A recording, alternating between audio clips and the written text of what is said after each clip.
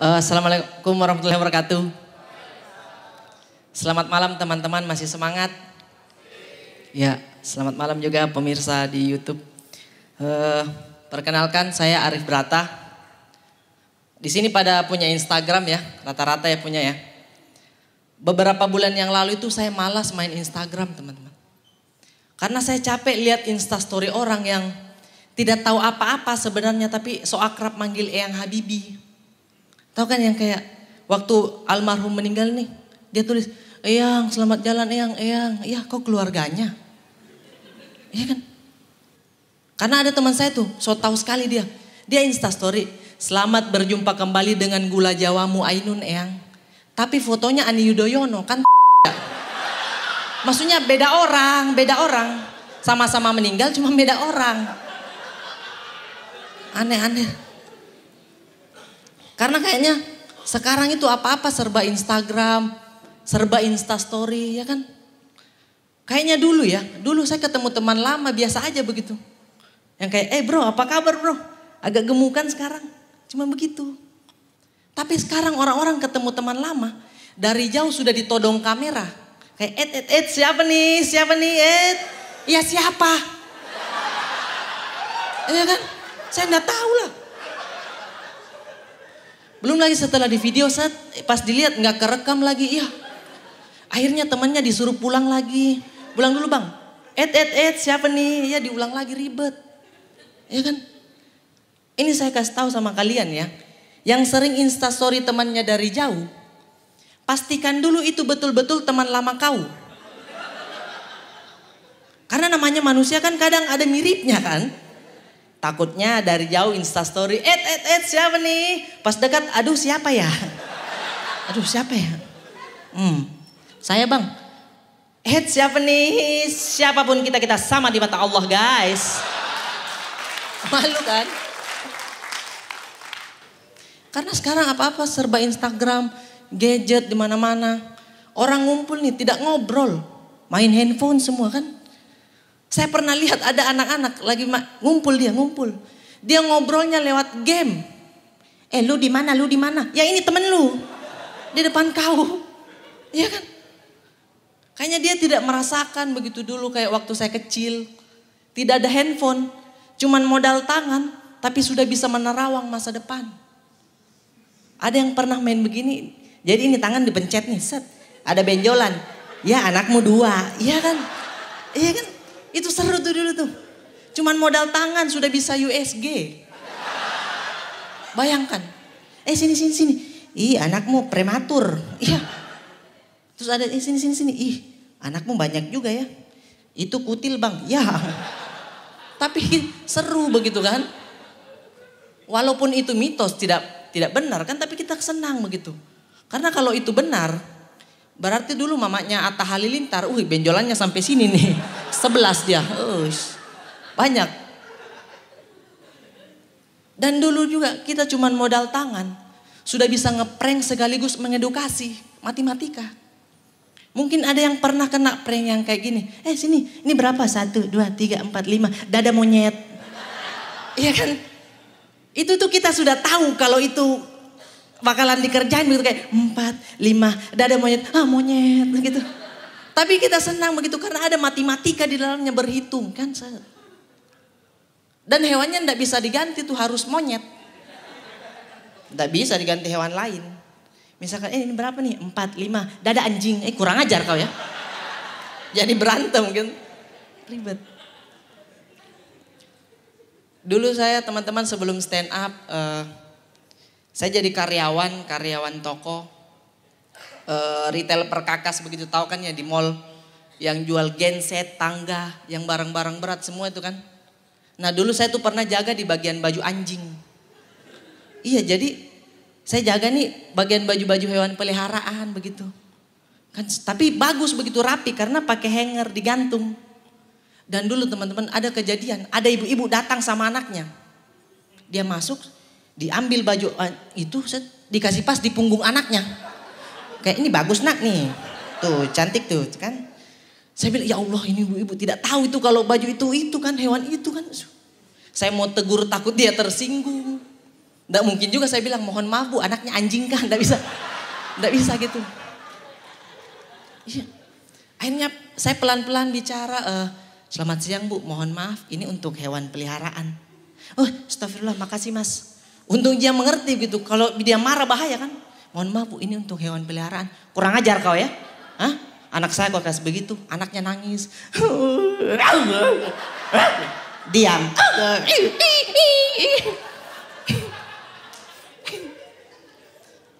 Karena menurut saya teman-teman ya, kenapa hewan mesti pakai baju begitu kan? Iya kan? Karena hewan kan bukan kodratnya pakai baju, betul tidak?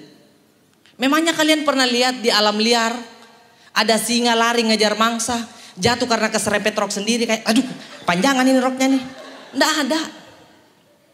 Ada macan pakai legging macan untuk apa? Iya kan? Ada biawak ketemu biawak lain ditanya berapa harga outfit lo? Untuk apa kan? Karena hewan bukan kodratnya pakai baju. Takutnya dia tidak nyaman ya kan? Kecuali dari dulu memang kodrat hewan pakai baju yang tidak ada masalah jual baju. Ya kan? Berarti kalau dulu hewan sudah pakai baju, jangan heran kalau ke Ragunan ada monyet lagi nyuci. Nyet boleh minta foto? Ayo bang, foto kan. Makasih Nyet, ada monyet gitu. Di situ ada yang nyetrika. Di luar ada yang sampai naik di mobil. Pas dilihat, ya.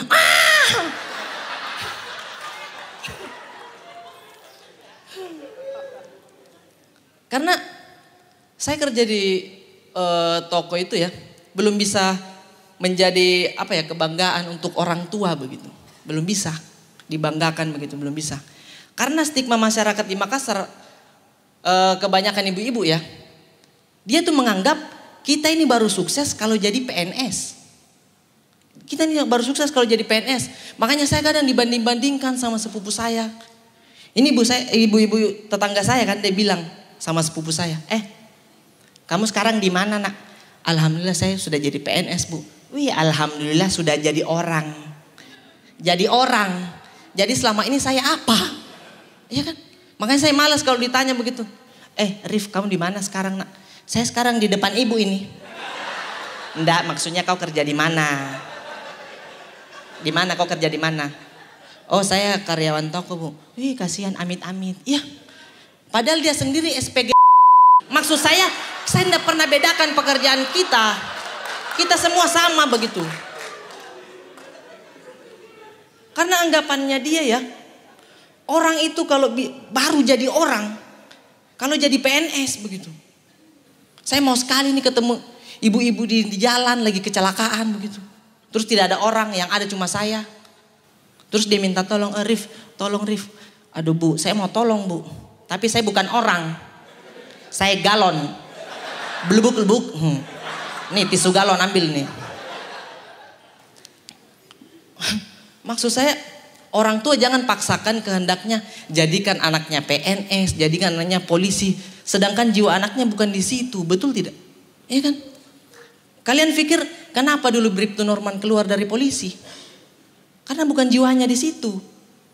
Siapa tahu mungkin ya dulu Bribtu Norman waktu kecil dia sukanya main sama cewek, main hula hoop ya kan.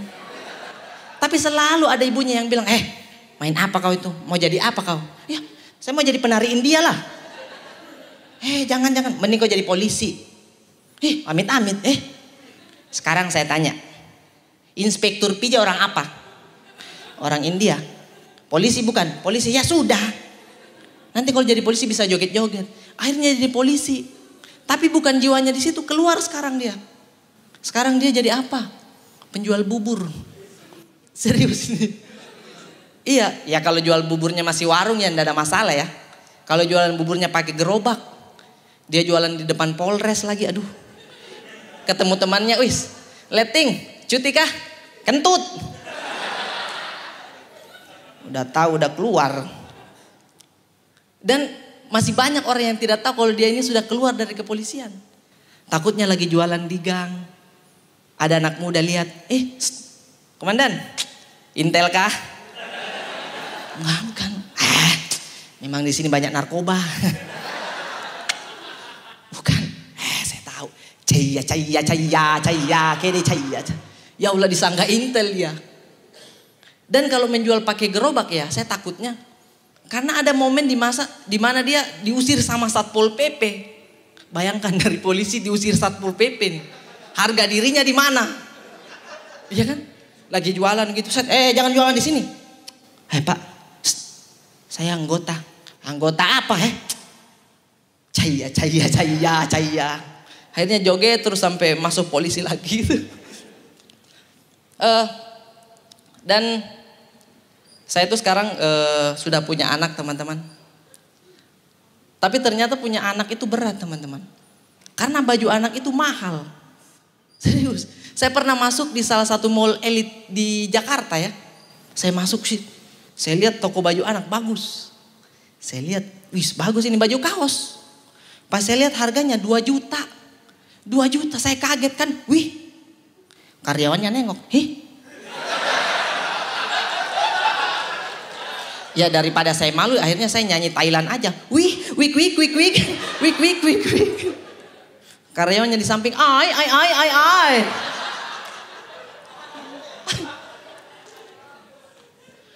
Maksud saya, baju anak-anak 2 juta, bahannya apa? Anti peluru.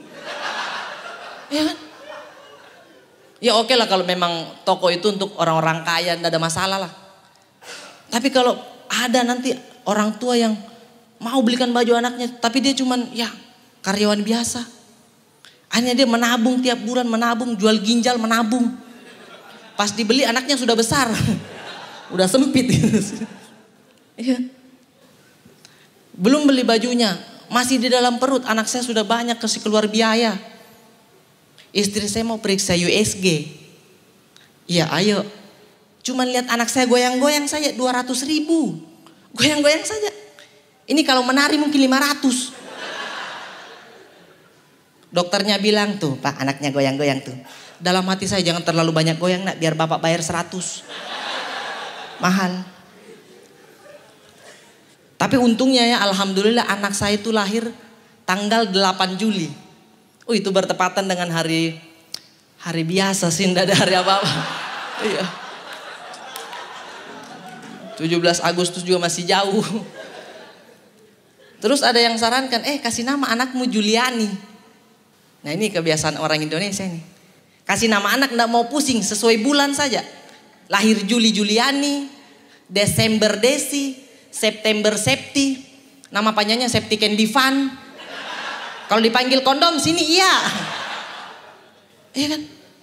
Saya tuh mau nama anak saya tuh keren-keren begitu kayak Keisha, Keila. Makanya saya putuskan nama anak saya itu Julianto. Nah kan cowok bang.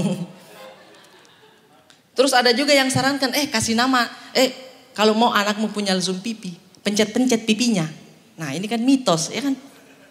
Tapi kalau memang mitos ini benar, berarti dulu yang mukanya lesung pipi semua. Itu waktu kecil suka dipencet-pencet pipinya. Tapi satu desa. Anak siapa sih ini? Usir dia dari kampung. Usir dia dari kampung.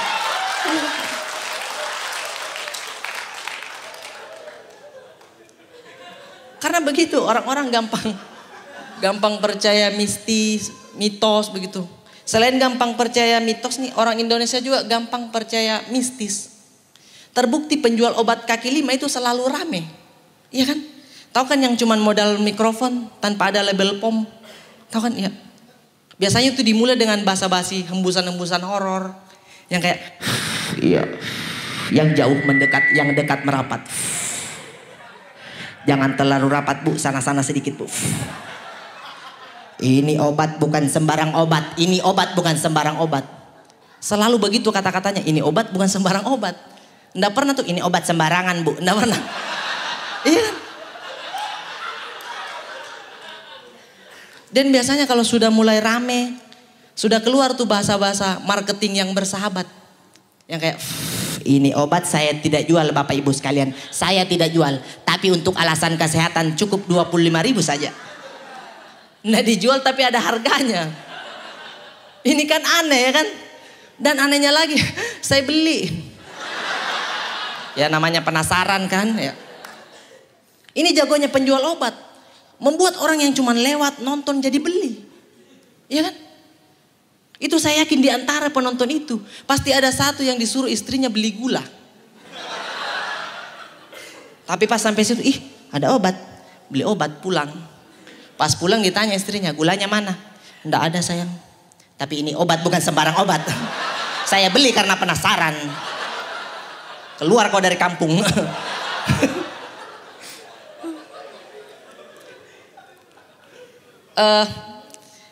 Dan saya tuh semenjak awal-awal saya ke Jakarta itu ya, saya kaget begitu karena ternyata profesi di Jakarta itu banyak.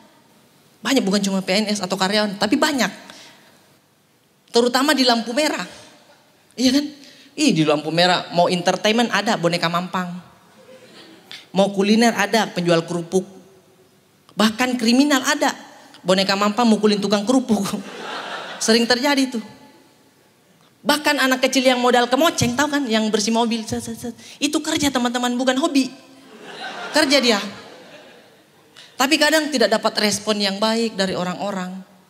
Karena mungkin terlalu cepat-cepat begitu, tiba-tiba kan, pas lampu merah, minta Pak, coba begitu. Harusnya basa-basi dulu lah. Ya. Jadi yang punya mobil begitu mau kan ngasih uang.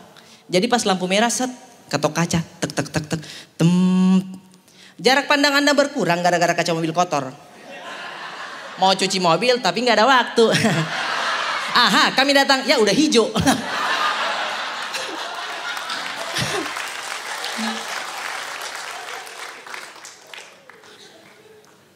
Makanya saya selalu respect sama manusia silver, teman-teman.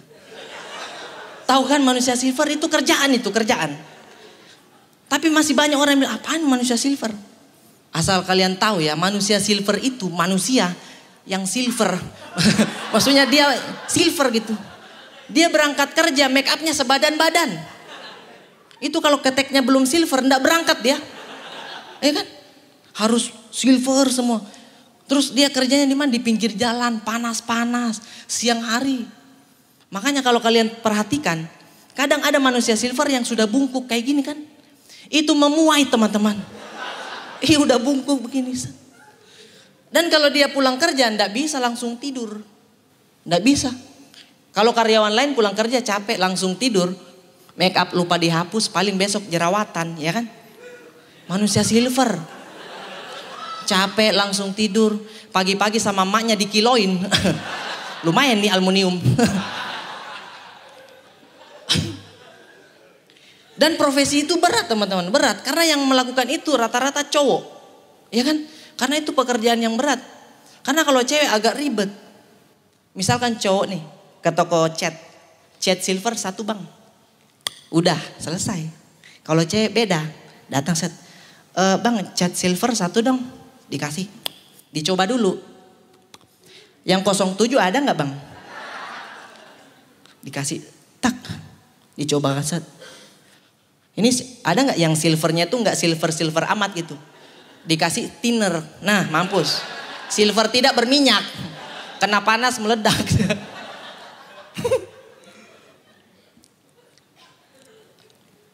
Dan saya ini dari Makassar. Awal-awal saya merantau ke Jakarta itu, teman-teman saya di Jakarta itu sering bilang, Rif, kau orang Makassar ya, enak dong tiap hari makan coto.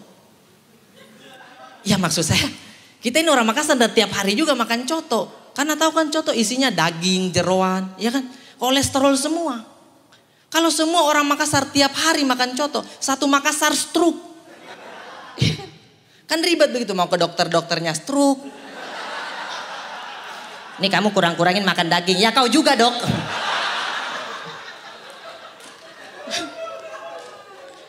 Jadi saya tuh enggak tiap hari lah makan coto. Yang tiap hari saya makan itu ya biskuit kongguan.